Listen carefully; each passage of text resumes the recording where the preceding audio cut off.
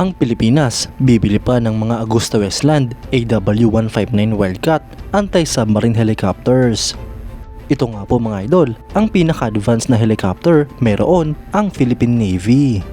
Yan ang pag-uusapan natin, pero bago yan, kung bago ka lang sa aking channel, huwag mong kalimutang mag-like, subscribe at i-hit mo na rin ang notification bell button para lagi kang updated sa mga bagong videos natin.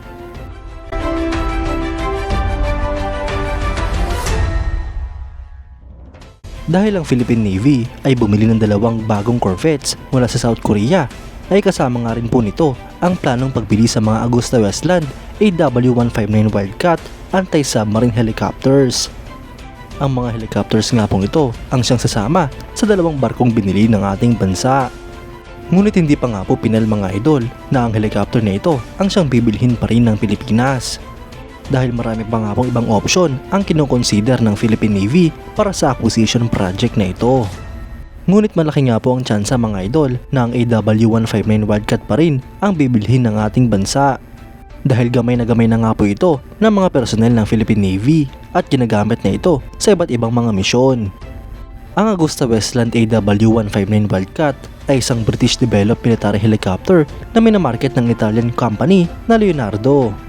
Ito nga po ay improved version ng Westland Super Lynx at dinisenyo upang magserbisyo bilang battlefield utility, search and rescue at anti-surface warfare.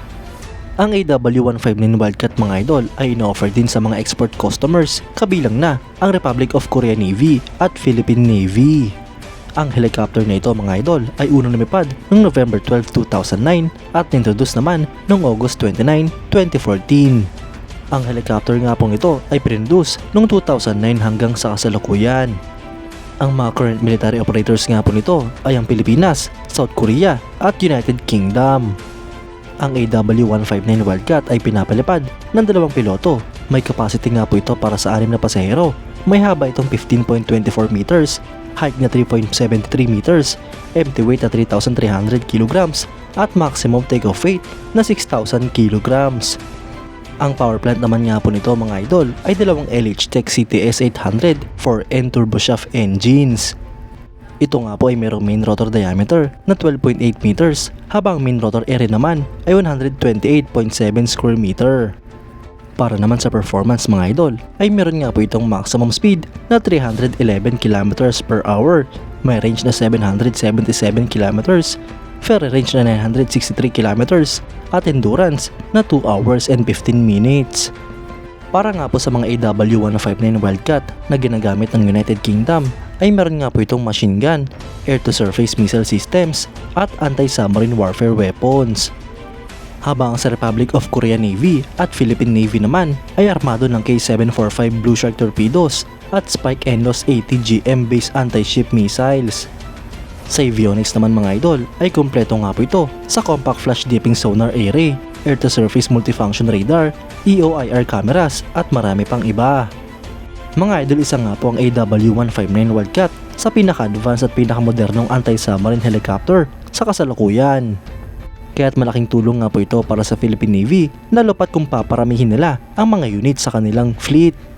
Malaki nga po ang maiaambag nito sa iba't ibang mga misyon ng Philippine Navy lalo pat kapag sumama ito sa dalawang bagong corvettes na binili ng ating bansa. Makukumpleto nga po ng mga bagong corvettes ang kanilang role dahil meron na silang mga anti-submarine helicopters. Bukod pa dyan mga idol ay hindi na nga po mahihirapan ang mga personnel ng Philippine Navy dahil pamilyar na sila sa ganitong klaseng helicopter. Kaya't sa pagpapatuloy nga po ng modernization program mga idol ay mas maraming mga assets ang ating nabibili upang mas lumakas at mas maging solido ang ating depensa.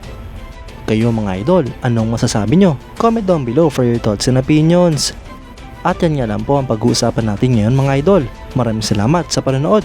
Huwag nyo rin kalimutang mag-like at subscribe bilang suporta sa ating channel. Mabuhay kayo mga idol!